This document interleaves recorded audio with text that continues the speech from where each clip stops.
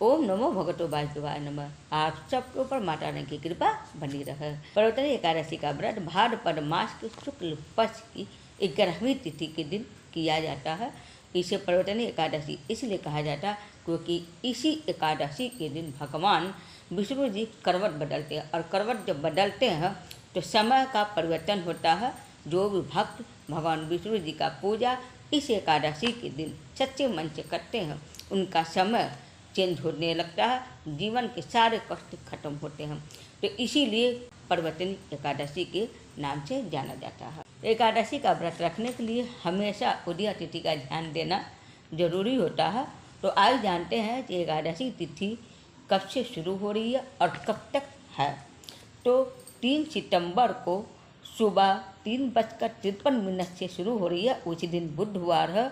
उसके बाद उसकी समाप्ति हो रही है 4 सितंबर को सुबह 4:21 पर, उसी दिन बृहस्पतिवार है। तो उदया तिथि को देखते हुए 3 सितंबर दिन बुधवार को पर्वतनी एकादशी का व्रत रखा जाएगा। तो आज जानते हैं आप पूजा का समय, कि पूजा करने का शुभ मुहूर्त किस समय का है। शुभ मुहूर्त ब्रह्म मुहूर्त में माना जाता है। तो सुबह 4:52 से लेकर 5:38 तक है शुभ मुहूर्त। इस समय आप लोग स्नान वगैरह करके भगवान जी का पूजा पाठ कर सकते हैं। दूसरा आपका अमृत काल का समय है 6:05 से लेकर शाम 7:46 तक। ये शाम का समय है। प्रदोष काल में आप भगवान विष्णु जी का पूजा कर सकते हैं। बीच में आप 9 बजे से लेकर 10 बजे तक भगवान विष्णु जी का पूजा आप लोग कर सकते हैं। पर्वतनी एकादशी में पूजा करने के लिए आप सब लोगों को भगवान जी का चौकी सजाकर उसके बाद उनकी पूजा सबसे 4 तरीके से करना चाहिए। एकादशी का नियमों का पालन करना जरूरी होता है। एकादशी के दिन आप लोग 10वीं की रात को ही नियम पालन शुरू कर दीजिएगा।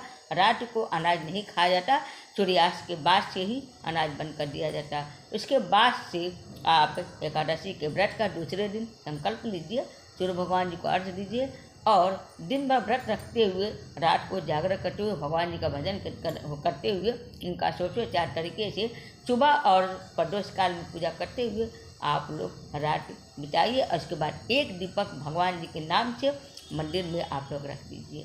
तुलसी जी का पत्ता पूजा करिए, लेकिन तोड़िए नहीं और छींचिए नहीं। पहले से आप पत्ता तोड़कर भगवान विष्णु जी को तुलसी पत्ता चढ़ा दीजिए। भगवान विष्णु जी के भोग में आप लोग तुलसी जी का पत्ता जरूर रखिएगा। ऐसा करने से भगवान विष्णु जी जल्दी प्रसन्न होते हैं, आपका पूजा का पूरा फल प्राप्त होता है। तो एकादशी के दिन जो भी भाई बहन व्रत अगर नहीं रह सकते हैं तो वो लोग केवल पूजा भी कर सकते हैं और नियम का पालन भी कर सकते हैं। जैसे चावल नहीं खाया जाता, बीन की सब्ज़ी नहीं खाई जाती, जैसे सेम बोरा वगैरह, ये तरह से सब्ज़ी जो है बीच में जो बीज होती हैं, राजमा, ये सब आप उस दिन ना खाएं।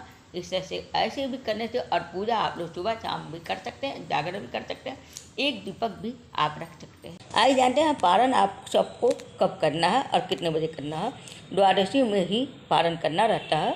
हरिवासर में पारण मना है। तीसरी हिस्सा द्वादशी का हरिवासर का माना जाता है। इसमें पारण करना पाप पड़ता है, इसलिए इस बार का पारण दोपहर में बना है। तो दोपहर में 1:36 से लेकर 4 सितंबर को, उसके बाद आपको शाम 4:07 के अंदर में पारण कर लेना है। तो उम्मीद करती हूँ आप सबको मेरे वीडियो पसंद आया होगा। हरे कृष्ण, हरे महादेव।